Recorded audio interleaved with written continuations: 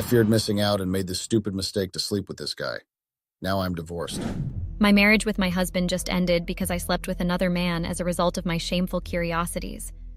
I might probably get tagged with so many things for saying that my marriage ended because I got too curious and unsatisfied with my husband and decided to cheat on him just so I could satisfy my curiosity. I didn't think I'd ever be the one to cheat in my marriage, but the temptation was just too irresistible, and I ended up making a stupid mistake because I wanted to see what it was like to sleep with a guy the size of my affair partner. I couldn't help it, and I ended up ruining my marriage as a result of my actions. My name is Tamika, and I'm a 29-year-old housewife. I don't really think I'm just a housewife, even though I don't have a stable job.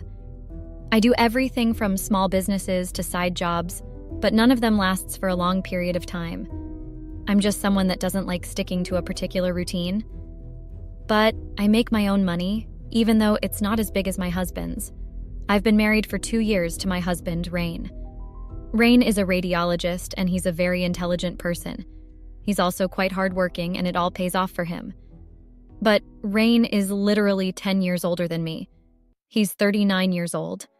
I know you might be wondering how that has anything to do with my cheating, but it does. Rain has a muscular body, and that's one of the things that got me attracted to him.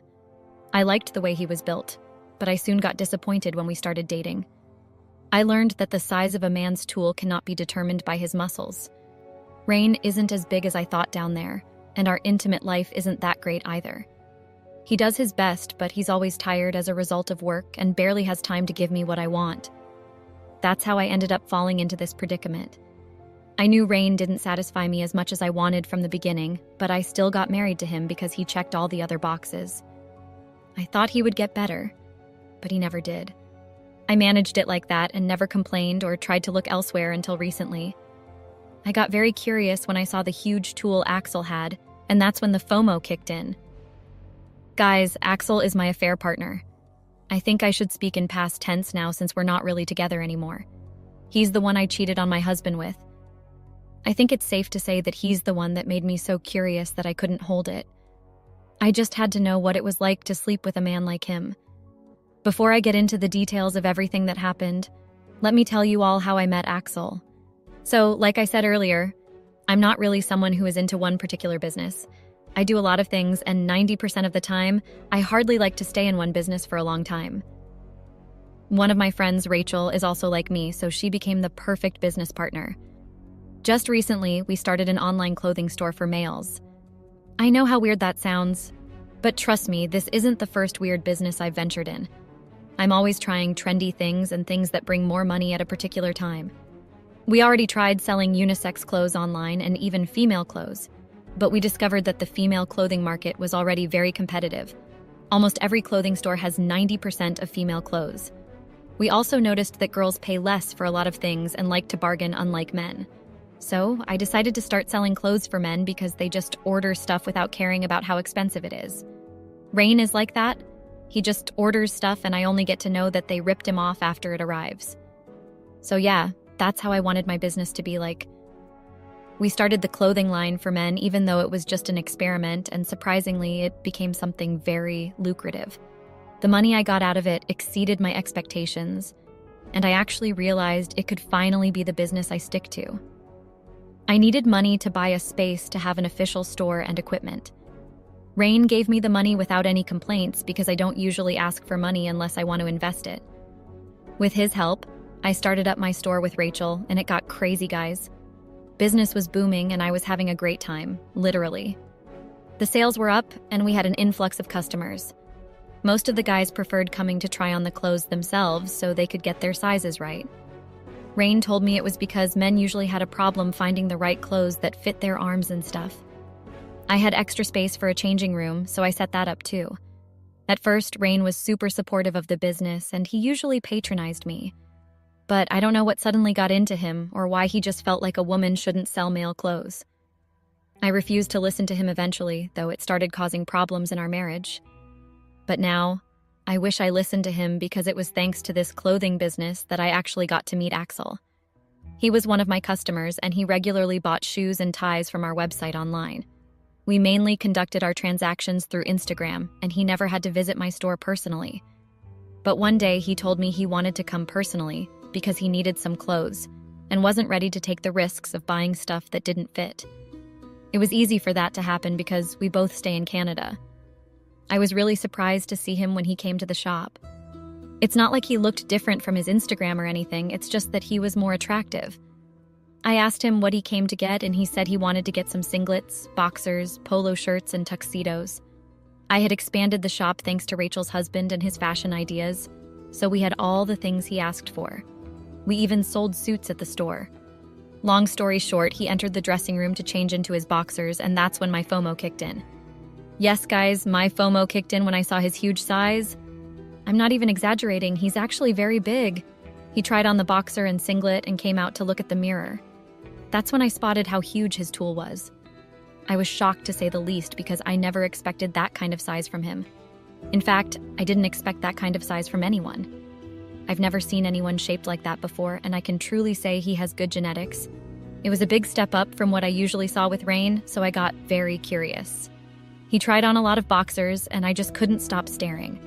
I know I sound like the biggest loser in the world right now, but trust me, this is just me being honest. I might not be proud of how cheaply I behaved, but I had no choice realistically speaking. If I didn't give in to the temptation, then I'm sure I would have eventually given in. Even my friend Rachel kept on pulling me to the side to tell me just how big he was. We tried to behave ourselves until he bought what he needed and left. Rachel tried to bring up the topic after he left and tell me just how big he was, but I had to stop her because I didn't trust myself and what I would have ended up saying. I wanted to pretend like I wasn't interested even though I couldn't get my mind off him all day. I knew I was really in trouble when I got home and refused to sleep with my husband that night. It just felt like I was missing out on something when I kept comparing Axel's size with that of my husband. I'd never been with anyone his size, and I'd been having a lot of unsatisfied moments with Rain, so I just kept thinking about Axel. The FOMO really kicked in because it was the most annoying moment of my life. Many people in the comment section are surely going to come for me and try to make me look immoral, but I know I deserve it. I'm a married woman, or rather, I was a married woman, and I shouldn't have had those feelings about someone that was not my husband, but I honestly got too curious. I felt like I just had to try it because I'd been missing out on something important all my life. One day, I just couldn't take it, and I decided to message Axel. He replied to my message some hours later, and that's how we started chatting casually. I brought up random things like how there were new stocks of clothes and how we were having promo sales. I just did anything to initiate a conversation, and it worked. We started flirting, and soon enough, he was already asking for my address. I didn't give him my address and asked him for his instead. He told me his address, and I went there the very next day. I just couldn't wait, even though I tried to hold it. I wanted to know how it felt, so I had to go. When I got there, I discovered that Axel is actually really a flirt. I told him I was married just so he would know ahead of time so there wouldn't be any regrets later. But he told me he didn't care. Now that I think about it, I regret just giving in like that. But I feel like a hypocrite because that's not the same energy I had at that moment. At that moment, I thought everything he said was just too good, and I felt like he was the perfect man. I ended up sleeping with him not once, but 3 times that day. I actually slept at his house before going home the next day. I'm stupid. Trust me, I know that already. When I got home that day, Rain and I had a very long argument. It was almost like he knew that I might have cheated on him and wanted to confront me. But it was mainly because I'd never slept outside of the house since we got married, and it was very unusual. He said a lot of things and even implied that I had to close down the store because it was making me do things I'd never done before. When I spent the night at Axel's place, I knew Rain was eventually going to get angry, but I never expected him to be as angry as he was that day. He told me he'd been getting suspicious of my movements and wanted to know why I was being so secretive. Of course, I had to lie my way out of it because I was just too afraid of letting the truth out. I mean, how was I supposed to tell my husband I cheated on him? I knew Rain would never just let it go, and I knew that we would end up losing our marriage as a result of my desires. I also felt like losing him would be a big loss for me, because he was basically the only stable thing I had in my life. I didn't want to lose him. That's why I carried on with the poor, intimate life for the 2 years our marriage lasted. I was just too scared to say otherwise or try to be with someone else. A part of me kept feeling like I had no choice than to stick to the man I married, even though things didn't end up going on as planned. That's why I decided to hide the fact that I cheated on him. Call me a coward for hiding it, but I just felt like it was the best thing I could do. The reason it was so easy for me to hide it is because I thought I'd never end up seeing Axel again. I thought our relationship was over and there'll be no reason for us to meet up. I went about my daily life like nothing happened and just carried on. I didn't even tell Rachel about it because I didn't trust her that much. Even though we were business partners, I couldn't imagine telling her I cheated on my husband. I couldn't even imagine telling anyone what I did because I was just too scared of the outcome. But hiding the truth was not the best decision because things came back to stab me in the back. I've learned that deceit is never the solution and there's nothing one can do to stop the truth from coming out. Lowell, you might try to hide it and succeed, but it's only going to take time before it gets out. The truth started finding its way out from my intimate life with my husband. I mean, of course, things are not expected to go back to normal after I cheated on him. There are going to be signs, and he's going to know that I cheated. It started from my nonchalant attitude towards our nights together. I just didn't feel like sleeping with him anymore. Before I met Rain, I only dated 2 men all my life. The first one was in high school and we never got intimate. The second one was a 4-year relationship in college. That's just to say that I never experienced my B before getting married to Rain. So, after being with Axel and just experiencing what it was like to be with a man like him, I hated my relationship with Rain more. I just hated getting intimate with him because I felt like it was trash and it wasn't as good as I wanted. Rain tried to be patient with me at first, but he later got very angry and impatient. He kept asking me why I was being reluctant to get intimate with him, and I just kept coming up with excuses like being sick if getting tired. In the nights when I eventually decided to get intimate with him, he could tell that I was holding something back. My reluctant attitude went on for months before the truth finally came out. It was actually long overdue if you ask me. Rain is very attentive and he started keeping an eye on me from that moment on. I knew he was trying to follow me around, but I played along and acted like I was oblivious to the things he was doing. The main reason why I acted that way is because I just didn't want him to get more suspicious. One day, something crazy happened and I got a call from Axel. I was really shocked to get a call from him considering the fact that we agreed that it would just be a one-time thing. Guys, please don't come at me. I already know how foolish and stupid I am. You really don't need to rub it into my face. I made mistakes I'm not proud of and I shouldn't have done what I did. But at that moment, all sense of reasoning was gone and I thought I was doing nothing wrong. I thought satisfying myself was natural and there was no need to feel bad about it. I should have thought about Rain and how unfair I was to him. He had been the one to cheat. I know it would have hurt me a lot. So after Axel called me, he asked us to meet up on a date. It was a weird message because I knew he was never one to take things slow for any reason. But I decided to just listen to him and go on a date with him. He told me he liked me while we were on the date. Yes, he told me he liked me. I was shocked and I found his sudden confession very weird because, like I said, he already knew I was married. I couldn't understand why he would tell a married woman he liked her. What did he expect at the end of the day? That I would get into a full-time relationship with him? I was already having serious problems in my marriage with my husband, so I didn't want a situation where things got complicated. That's why I told him to hold on for a bit so I could think about what he said. He kept calling me after that day and trying to check up on me. For me, I knew there was no possibility of me actually liking him or falling in love with him. I just liked what he offered and the fact that he was quite good in bed. That's why I decided to give in at the end of the day. I tried to resist, but the FOMO kicked in again, and I just wanted to see what it was like one more time. It's messed up, I know, but my common sense is only coming back now. Back then, I actually thought I was doing the best thing I could do for myself. I ended up meeting up with Axel one last time, and I spent the night with him again. After that day, I made it clear to him that I could not meet him again, because my husband was getting suspicious, and I couldn't afford to keep making him find red flags. Axel agreed and said he understood where I was coming from, and that it was for the best. He promised never to contact me again, and also told me he was even planning to leave Canada because he got transferred at work. I deleted his number, then left his house that day. I went home straight because I thought Rain would be at work and would not be at home. But that was just me deceiving myself and being in the dark, because when I got home, Rain was already there waiting for me. Since I got married to him, he's never missed work without a valuable reason, and he always tries his best to keep a steady workflow. so I was really surprised to see him at home that day. I know you guys are wondering why it bothered me that he was at home. Well, the fact that I spent the night outside and didn't come home scared me. We already had issues because of that before, so I just knew that there was going to be drama. I was also 100% sure that the only reason Rain didn't go to work was because he wanted to wait for me and confront me about staying late again. My assumptions were not wrong because that is exactly what happened. He didn't even let me settle down when I came back. He started saying all sorts of hurtful words, and he went as far as telling me that he knew I was cheating on him. I was very surprised that he said that to me because I didn't expect that he would even suspect I was cheating on him. I knew that he was having suspicions about the way I was acting at night, but I didn't think he would connect it to my incidentity. It was a very heated argument, and even though I tried my best not to say anything that would implicate that I cheated, all my efforts were in vain. It was initially all about the fact that he kept poking me to say something. He asked me why I stayed up late again and why I did not come home. He also asked me where I slept when I didn't come home for the second time.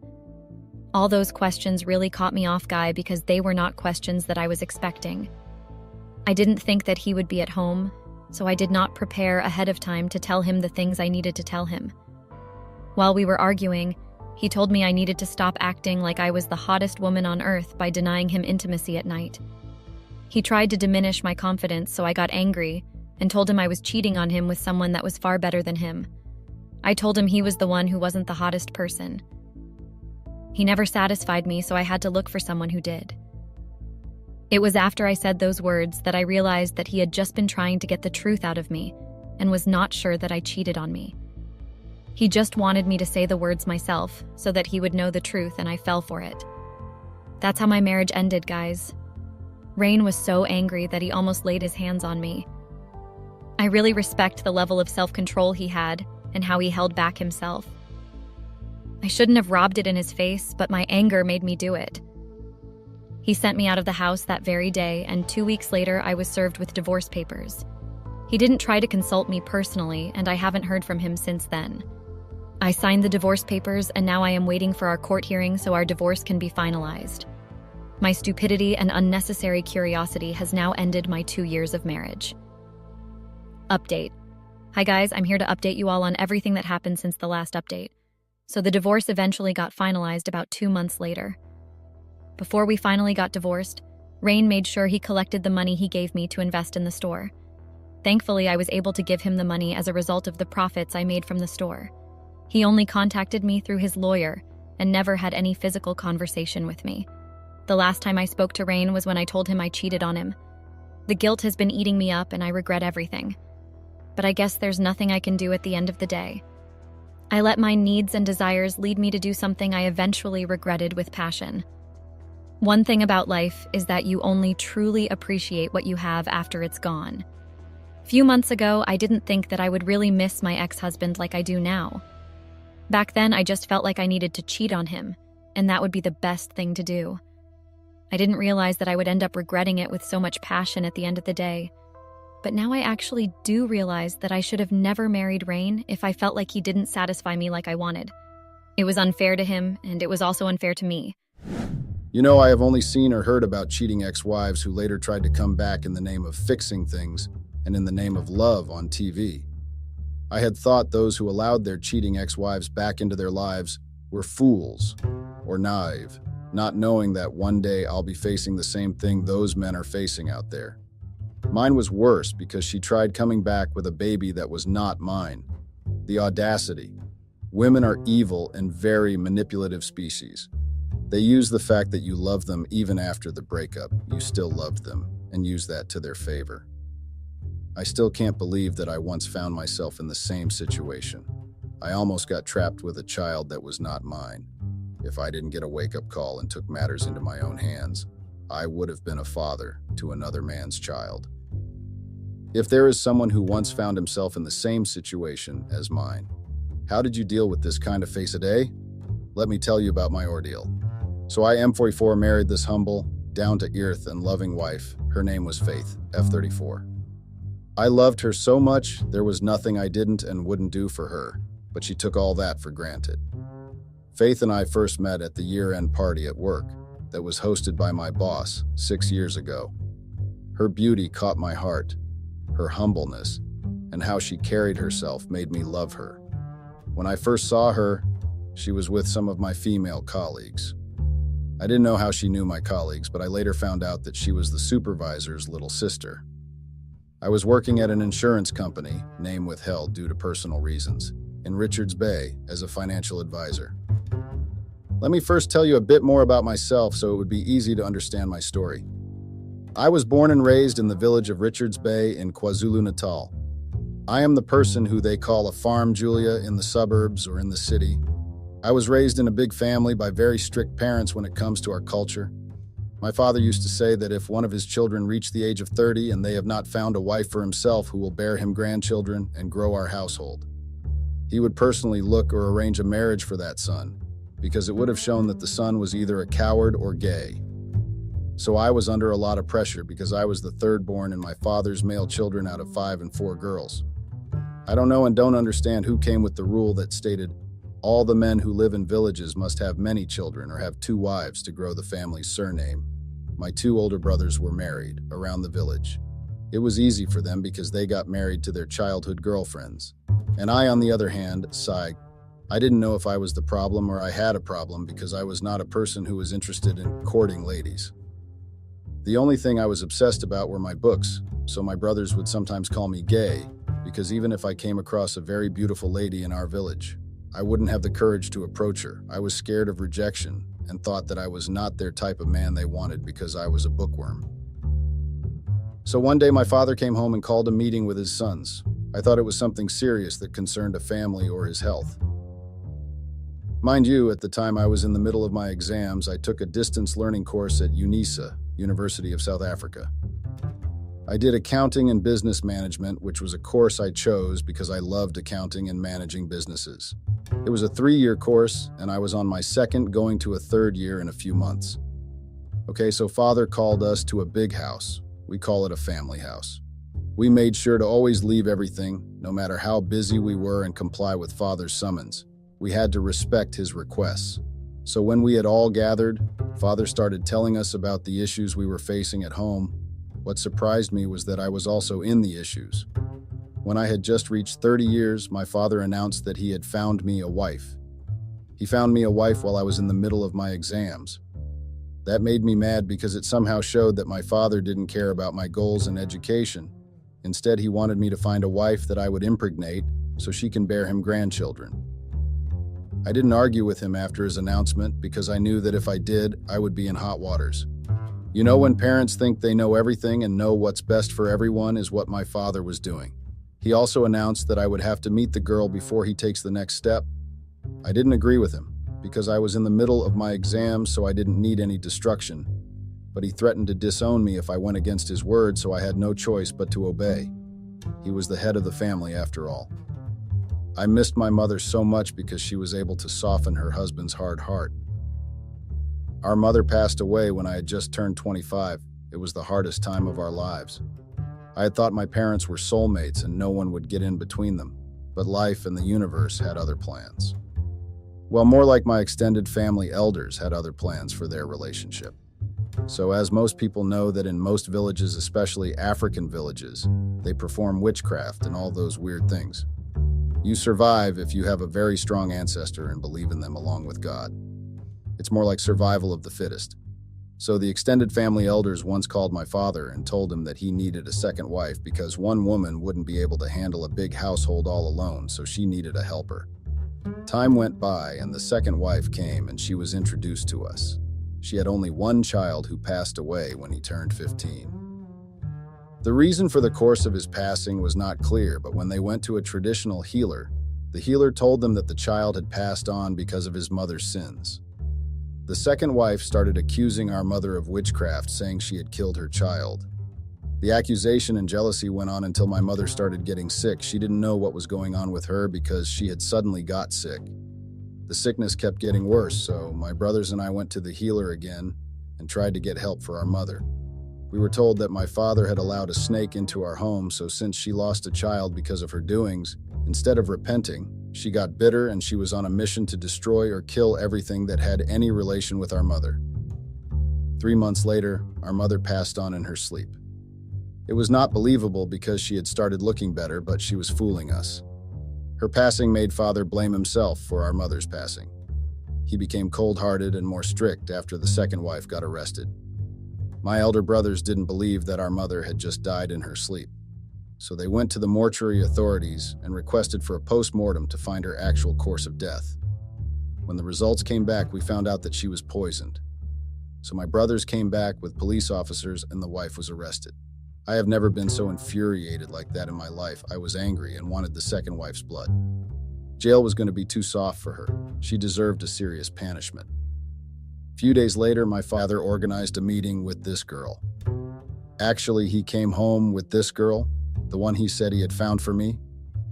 He introduced her as Nozipo, meaning gift. The girl was beautiful, I won't lie, but she looked too young and too forward for me. I didn't want to disappoint my father or get on his bad side, so I went with the flow. The girl and I started talking, spending time together as my father had suggested. I told the girl that whatever that was happening between us, she shouldn't be comfortable because I was doing this for my father to get off my back. Me agreeing to the nonsense didn't mean I loved her and would ever love her. Forward and stupid girls who had no ambition and goals were not the type of girls I would want in my life. So Nosifo, gift, was not the cup of tea I would drink if it was up to me. But we have to respect our elders' orders and requests, right? We hung out a couple of times. She would sometimes see that I was not interested in whatever she was saying. She bored me to the core. We developed a pretend relationship because the way my father wanted grandchildren, it's like he was dying, so he didn't want to die before seeing all his children's kids. Nosifo and I slept together for obvious reasons. So during our planned relationship, she kept complaining that I was a boring boyfriend. I was too serious for her. How would you be a fun boyfriend to someone you didn't even love? She told me that she liked guys who buy at least a slab of chocolate just to make a girl happy, or take her out even if it's going to KFC, and that she wanted to feel special like those girls who live in the city. I didn't understand why she was telling me this. Besides, she was from the rural areas, so I wondered how she knew such things. I then figured that it may be social media influence. So, as we were trying for a child his father wanted, nothing was happening. I then went to a doctor to check what was going on because a lot was happening to me. 1. The girl had to work so hard for my shaft to wake up. 2. If I wanted to get intimate with her, I first had to watch XX videos. And lastly, our intimate session did not last even 10 minutes. It was boring. So I tried to bribe her to break up with me and go back home, but she told my father and the old man was not impressed. Weeks after I had gone to the doctor, I heard rumors that the girl was pregnant, and people from the village believed that the child was mine because she had been seen with me a lot. I ignored all the rumors, and my father took it upon himself to go and pay damages to the girl's family, since I had slept with her and made her pregnant. Months later, the child was born. She had moved to our home because father had paid dowry for her. When the child turned 3 months old, he started getting sick. So in our culture, if a child gets sick randomly, it's issues related to ancestors. When the child is sick, an elder or the head of the family has to burn an incense to speak or appease the ancestors and ask them to stop making the child sick. My father tried burning incense several times, but it didn't budge, which raised an eyebrow. After my father was about to give up, the incense got burnt, but not the way it was supposed to. The smoke was too small, and only a small portion of an incense was burning. The child kept getting sick, and the sickness got worse. I was also worried about the child, so I suggested that we go to a traditional healer to consult. Nosifo started throwing fits, saying she doesn't believe in traditional healers, so we can't take her child there. Okay? Things kept getting worse with a child up until my father called the traditional healer at home, and the traditional healer kept saying the child has to be reunited with his true ancestors, or else he would not get better. We didn't understand at first because we had thought the child was mine. Even though the resemblance was not there, I gave Nosifo the benefit of the doubt for my father's sake. Weeks passed, and some man came home and introduced himself as Brandon, and he was looking for Nosifo. The guy was also from our village, so I didn't understand why Nosifo would just burst if the guy came in peace. The guy narrated his story, and told us that he was there to get his child so he can do better by him. I got confused because I had thought the child was mine since I didn't go back to the doctor for the results. He told us that he knew that the child was sick and needed his true family and to be united with his true ancestors, so he was there to take his child. Nosifo got furious to a point that she then told the guy that she kept the baby away from him because he was poor and he wouldn't be able to take care of the child since he was just a herd boy. I got really mad to the point that I dragged Nosifo outside and told her to go because if I were to see her, I was going to do something that would land me in jail. My father was shocked and disappointed because he had trusted the girl. I didn't believe the girl the audacity to tell the poor guy that she agreed to become my fiancée and the mother of my children was because we were affording and had cows, so the child was not going to suffer. Meaning, she had fooled my father to secure the bag. Gold diggers. You know, in rural areas, if you have livestock, you are considered as a rich man or rich family. So at home we had that, and it came as a shock to my father that the girl he liked for me and was ready to pay for her bridal price was a scammer. What she did was a scam, but I knew it the way she was carrying herself. She was not the saint my father thought she was. So my father, along with my uncles, went back to her home to ask back the damage and dowry money because the girl they had thought was a good girl for me turned out to be a gold digger and ended up putting an innocent child's life in jeopardy just because she wanted to secure the bag. Since I kept my focus on books as I was going to graduate later that year, then I would move to the city and look for a job. After some time I graduated, I wished my mother was there, but then again the universe and God had spoken, but at least father was there, and he was the proudest father. A few months later, I found a job at an insurance company. At that time, I was going to be just an intern, which was a great stepping stone for me because here in South Africa, you stay at home for years looking for a job with your qualifications, and most of the time you need connections to get a job. So I thanked God and my ancestors for opening doors for me a few months after I had graduated. A year later, I was given a permanent position, and I couldn't be happier. I loved my job very much. That time things were going very well on my side. Even at home, father had stopped pestering me about getting a wife. With the stipend I got from being an intern, I managed to get myself a small apartment because traveling from the city to the villages every day was not going to work since it was too far. Time went by and we were going to close for the festive season holidays. So the CEO of the company had hosted an annual year-end closing party for the staff. The previous year I didn't attend it because I had gone home early. One of my brothers had hosted a ceremony. The party went well, it had a lot of vibe, but my eyes were glued to this one lady. The man who was my supervisor when I was an intern came to where I was and introduced her as Faith, his sister. Faith was a very beautiful woman. No scratch that, she was gorgeous, and the goddess. She had a very nice body, always smiling, shy and humble. Well, I thought she was humble. Her brother left us and we started talking. She was smart too. She had brains and big dreams. That's what I loved most about her, a woman with vision and ambition. She was a lady of class. You would see the way she was carrying herself, the things she wore. She respected and loved herself. So that night we chatted. I was having fun with her up until we heard the CEO delivering his appreciation speech. That was when we realized that the time had flown and we had to go our separate ways. I didn't want to look forward and ask for her number. I mean, as much as she had all the qualities I needed and wanted in a woman, but I couldn't bring myself to ask for her number. Well, more especially after what I had done, even though I didn't love her or caught my heart like how Faith did. But she still took me for a fool, which made me not fully trust women. Instead, she asked for mine, saying we should hang out since she didn't have friends and she liked my company. I gave it to her, not knowing that I was setting myself on a trap, but what would have I done? A week later, she texted me and asked where I was. She was bored. Unfortunately, I was home with my family because we had all agreed that, as much as some of us were working in the city, we had to make sure that during December holidays or any holidays, we would spend them home as a family. So I couldn't leave my family and attend to Faith's needs. We then decided to just chat on WhatsApp. From then, we started talking, from chatting on WhatsApp to calling each other every morning and every night. We became good friends. When I went back to the city, we started going out, in the name of getting to know each other. She then introduced me to different restaurants that I didn't know about in the city.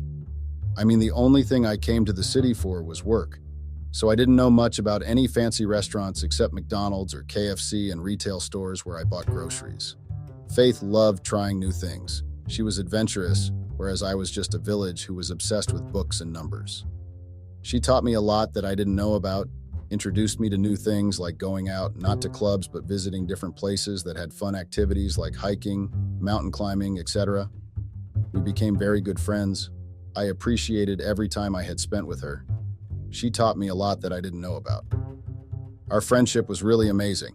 It went on until the day she came to my apartment. She had complained of being bored.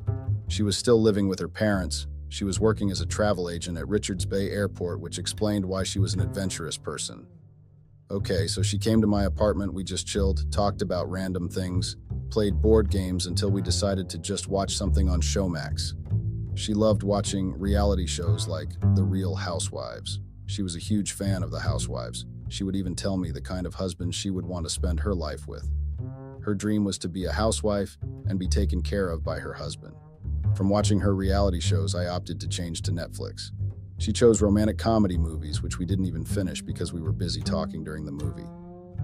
She surprised me when she kissed me and told me that she had always wanted to taste my lips. Mind you, I had also been controlling myself every time when I was with her. She was a temptation. So when she kissed me, my heart started having palpitations. I decided to go with the flow. I was happy that I had finally kissed the person I had been fantasizing about. She had soft and welcoming lips. When things were about to escalate, I stopped it before we got too far.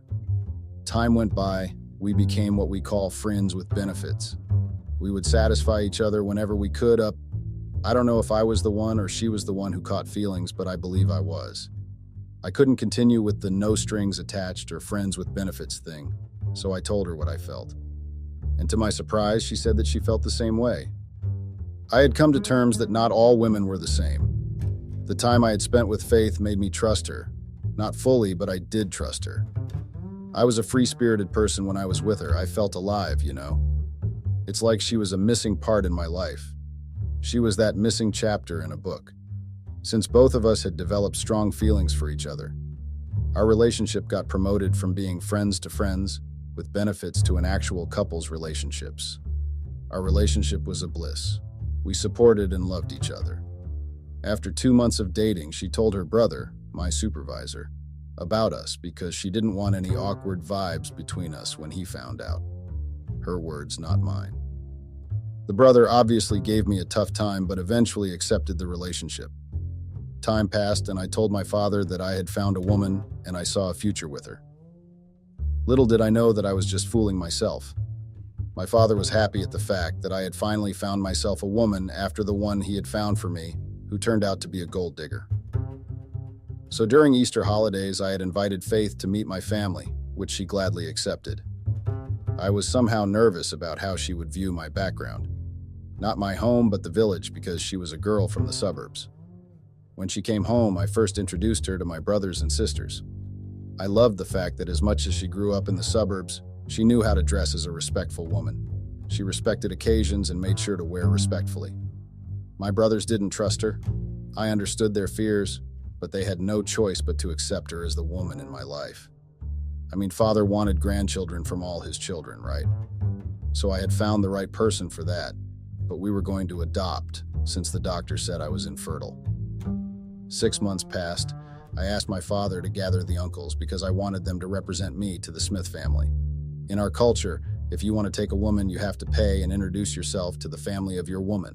Luckily, they were not too much of suburb people, as Faith's mother was a Zulu woman who knew and respected tradition, but she got married to a Smith family, then she moved to the suburbs. My father and the uncles, along with my 2 elder brothers, went to the Smith family to negotiate on my behalf and introduce myself to my in-laws.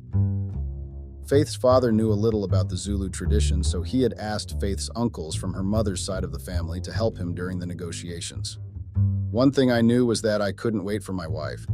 She showed me all the qualities of a good wife. I had hoped that she would be different from the one my father had chosen for me. Another couple of months passed. Everything that needed to be done traditionally was sorted. The only thing that had left was the white wedding. I couldn't be happier. You know, I was with the woman who matched all the qualities I needed in a woman. She made me happy and complete as a man. I just don't understand what has gone wrong.